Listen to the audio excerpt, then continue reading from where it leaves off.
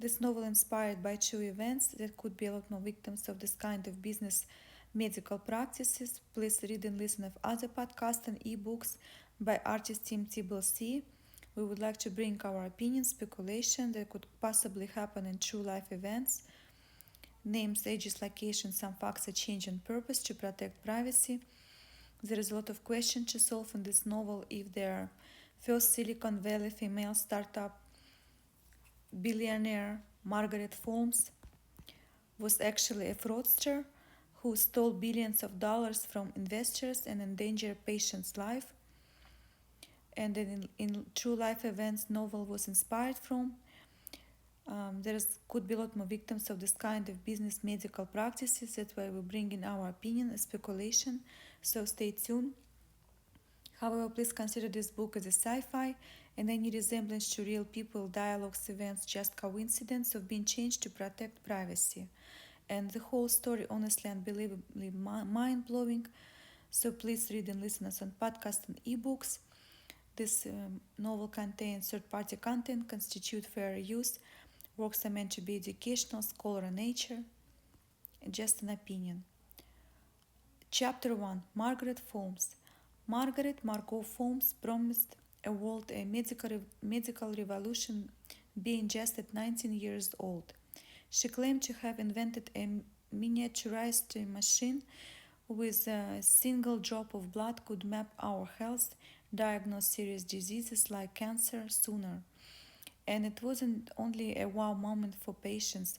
High-profile investors poured a lot of money into Margot's company Sangranas, and Margot Holmes became first Silicon Valley self-made female billionaire.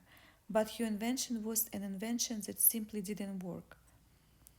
Margot Holmes had no visionary, she was simply a fraudster who risked people's lives, and if convicted now, she would face 20 years in jail.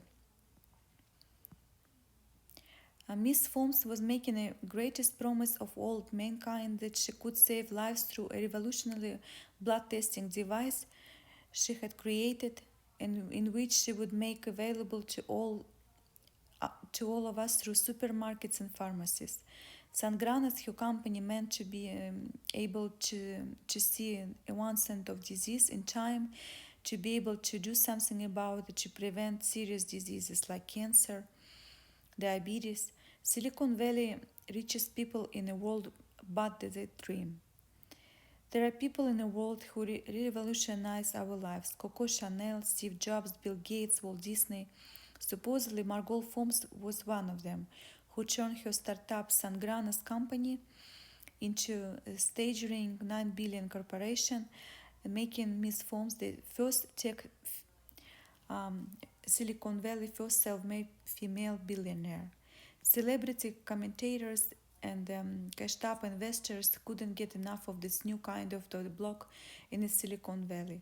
Margot was the new darling, and a lot of it was because she was the first woman entrepreneur and young woman, which was very rare and mind-blowing thing nowadays in men's tech world.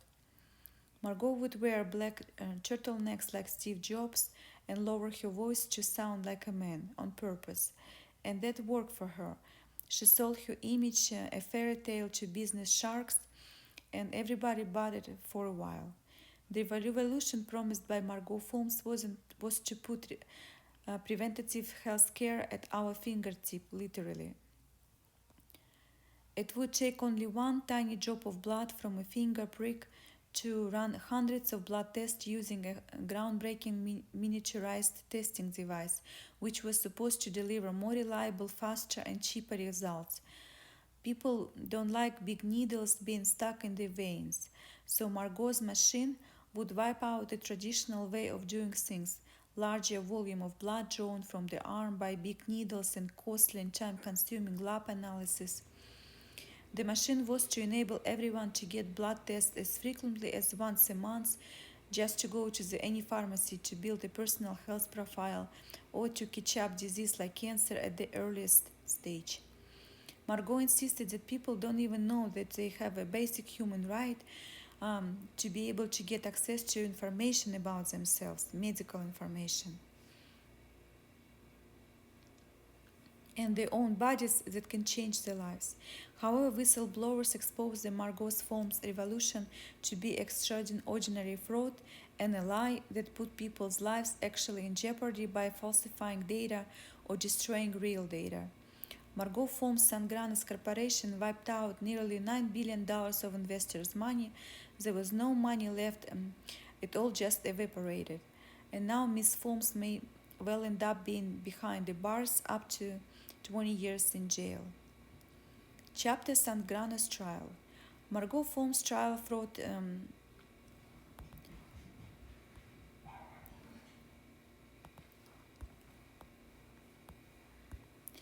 Margot Forms fraud trial started later this month as far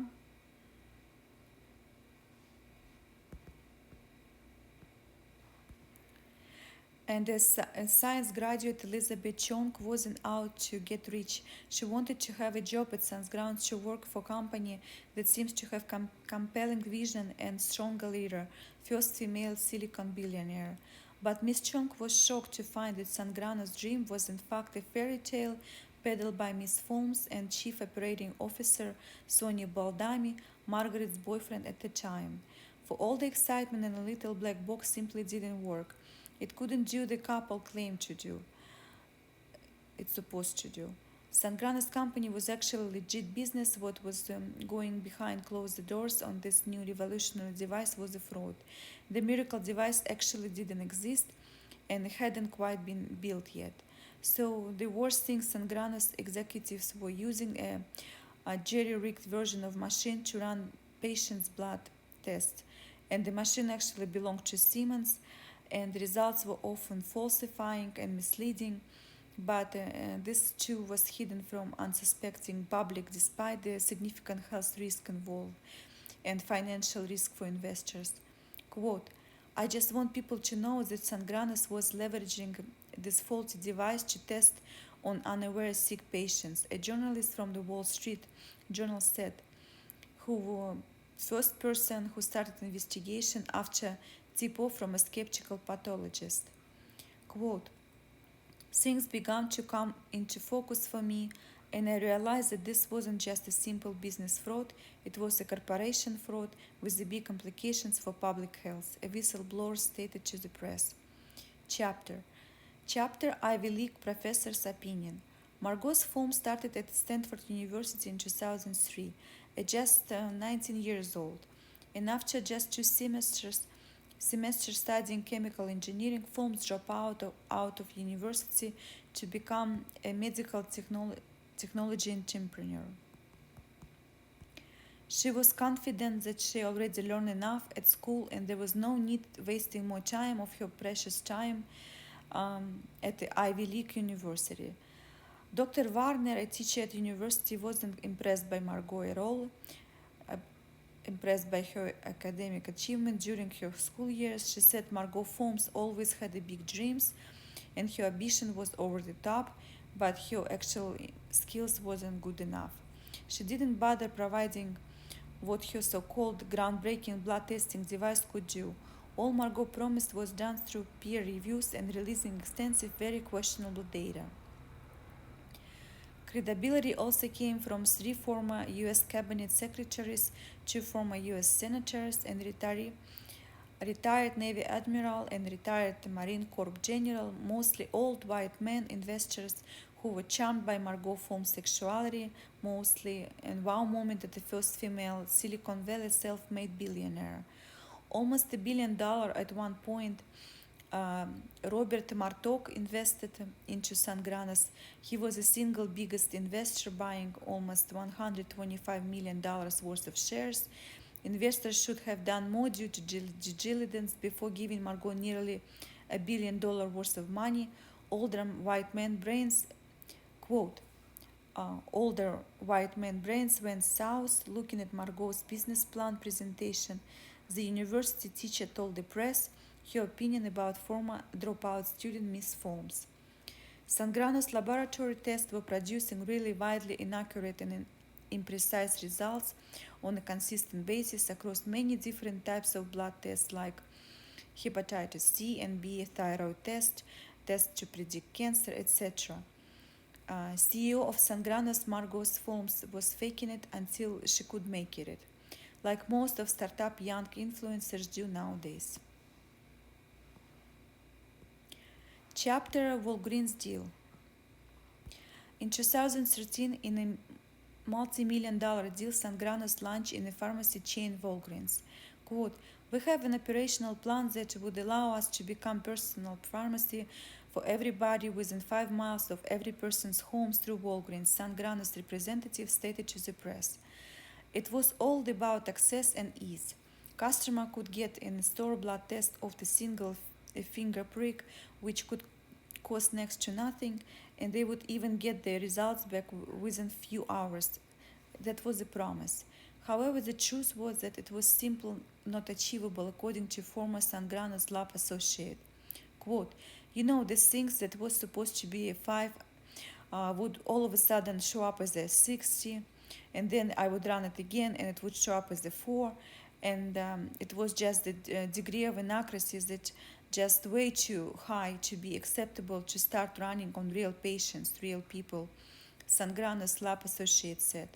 Quote, so I got my Sangranas test done on July 29th, and then on July 23rd, first I got test done by real lab, and it was so different. Unaware of widely unreliable results, one of the patients stated, who himself was a physician turned to be medical technology entrepreneur. I went to Walgreens for Sangranas blood test and the result was surprisingly bad. This showed that I was pre-diabetic. Luckily, the doctor was suspicious of the diagnosis and ordered another blood test from another lab, real lab. And when I got results, that was the moment that I felt cheated because I was there, a little bit of pride hurt because I'm from the same industry, I'm a doctor. And if I hadn't got a second opinion, a second test, I would have taken at age of 35 years old anti-diabetic medication. And believe me, there is no medication comes with no side effects, doctor stated, who was a Sangranas patient.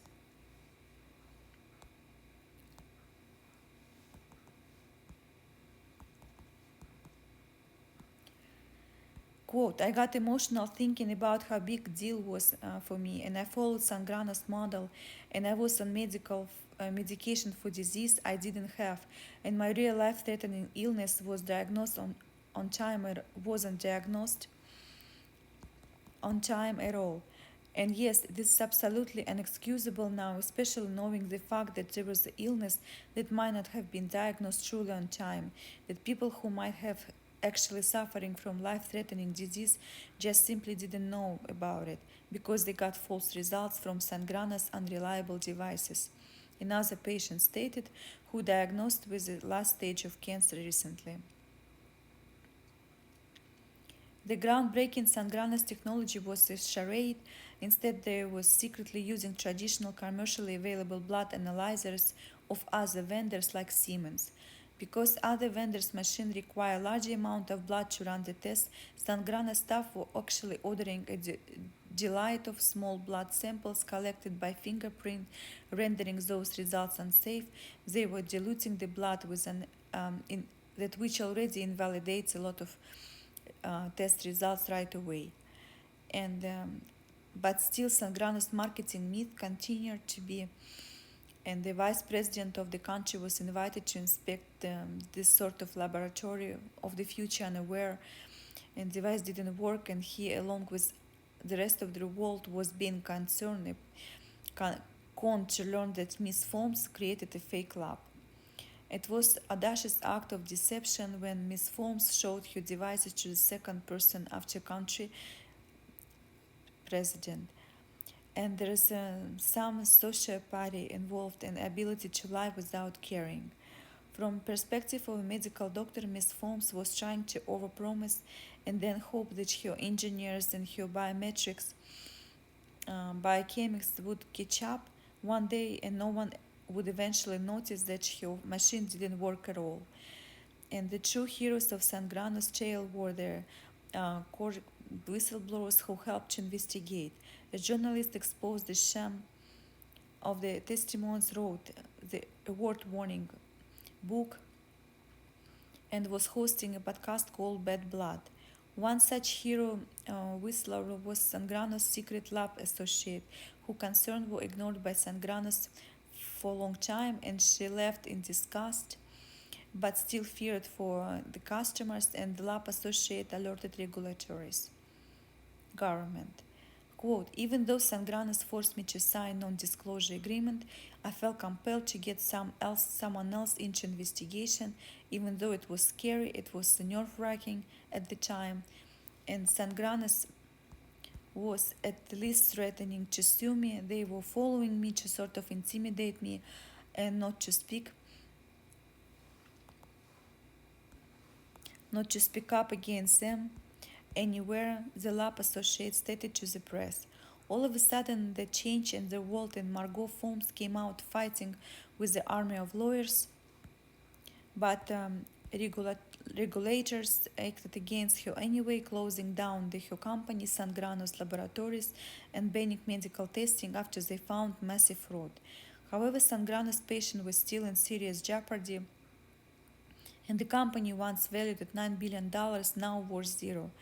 In a further legal action, Margot and her boyfriend, Sangrano's CFO, are now in the midst of delaying criminal trial for defrauding investors, patients, doctors could be jailed up to 20 years if convicted. Ms. Holmes' trial has been pushed back at the end of this month, first by COVID